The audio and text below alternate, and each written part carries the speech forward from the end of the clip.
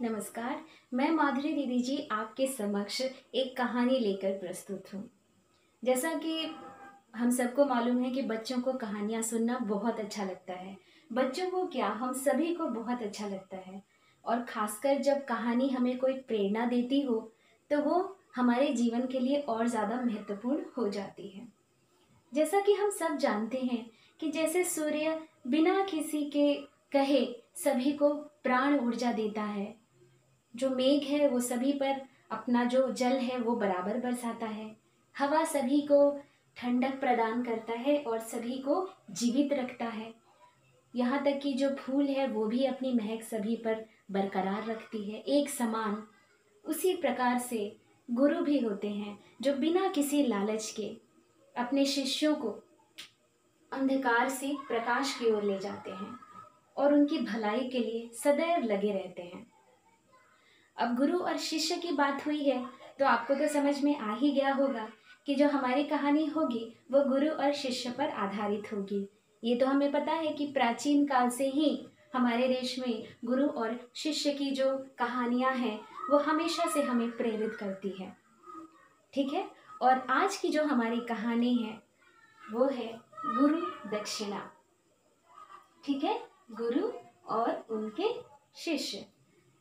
तो आज की जो हमारी कहानी है वो इस प्रकार है कि एक आश्रम था। वहां पर गुरुजी अपने शिष्यों को शिक्षा दीक्षा दिया करते थे। एक समय ऐसा आया कि गुरुजी वृद्ध हो गए, क्योंकि समय बीता और वो वृद्ध हो गए।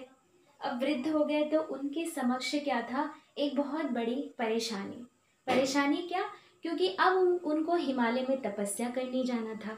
तो उन्होंने सोचा कि तपस्या करने जाएं उससे पहले आश्रम का उत्तराधिकारी शिष्यों में से ही घोषित किया जाए।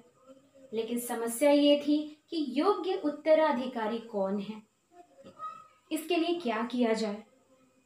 तो गुरुजी ने क्या किया, और हमें ये भी पता है कि हमारे योग्यता को जानने के लिए क्या होता है, हमारे विद्यालय में भी परीक्षाएं होती है या हमारे जीवन में भी बहुत सारी परीक्षाएं होती है जिससे ये पता चलता है कि हम कितने योग्य हैं।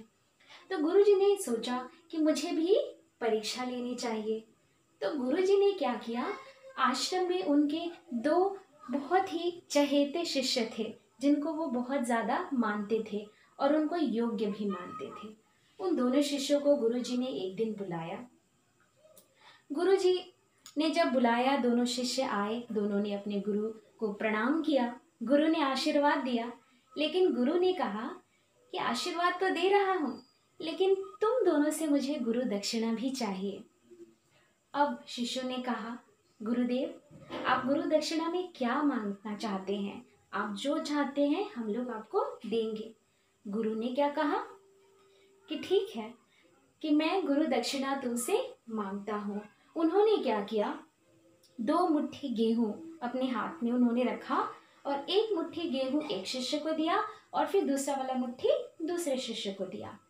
और उन्होंने क्या कहा कि मैं कुछ समय के लिए हिमालय में जा रहा हूँ तपस्या करने के लिए, और मैं जब लौट कर आऊँगा तो ये एक एक मुट्ठी जो गेहूं मैं दे रहा हूँ, मुझे जैसे मैंने दिया वैसा ही गेहूं मुझे वापस चाहिए, सुरक्षित वापस चाहिए।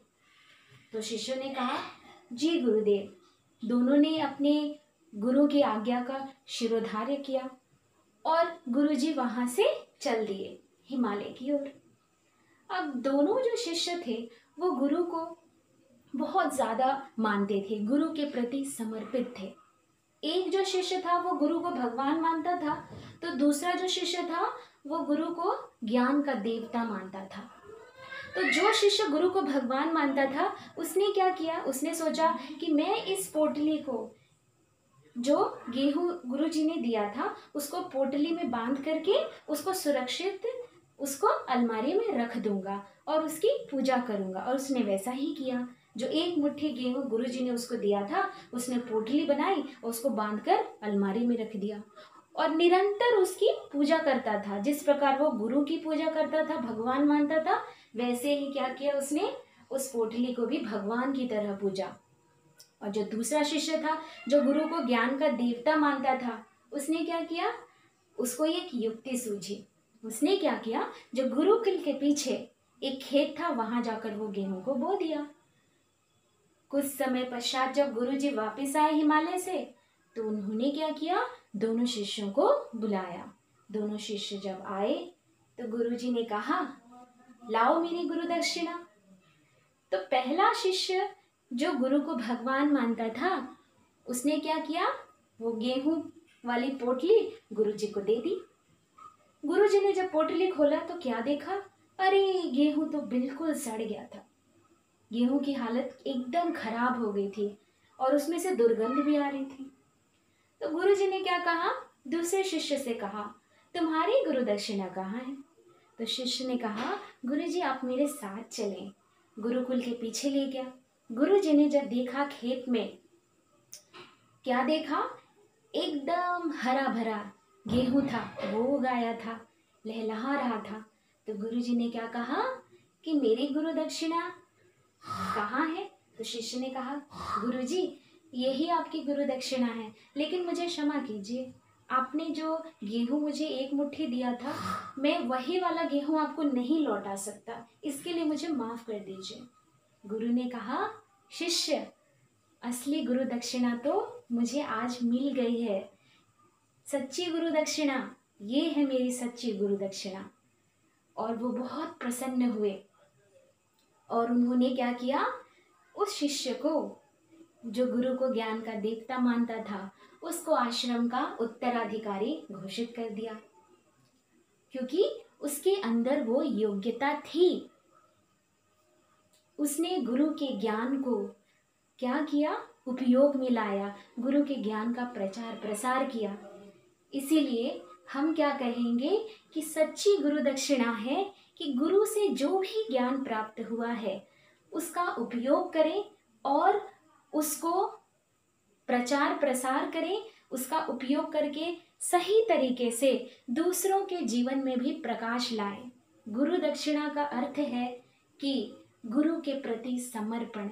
गुरु दक्षिणा का अर्थ है गुरु के प्रति सम्मान। यही तो सच्ची श्रद्धा गुरु दक्षिणा है। तो गुरु जी को भी सच्ची गुरु दक्षिणा उस शिष्य से मिल गई। तो इससे हमें यही प्रेरणा मिली कि गुरु हमें जो भी ज्ञान देते हैं उसको सिर्फ हम अपने पास संभाल करके नहीं रखें, क्योंकि वो उसी गेहूं की भांति सड़ जाएगा। जिस प्रकार से उस शिष्य ने गेहूं को सुरक्षित रखा था, हमें क्या करना है, जो गुरु ने ज्ञान दिया उसका प्रचार प्रसार करना है, उसको जन कल्याण में लगाना है।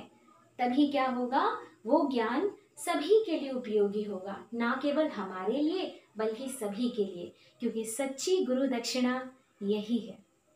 उम्मीद है आपको मेरी कहानी अच्छी लगी होगी। धन्यवाद।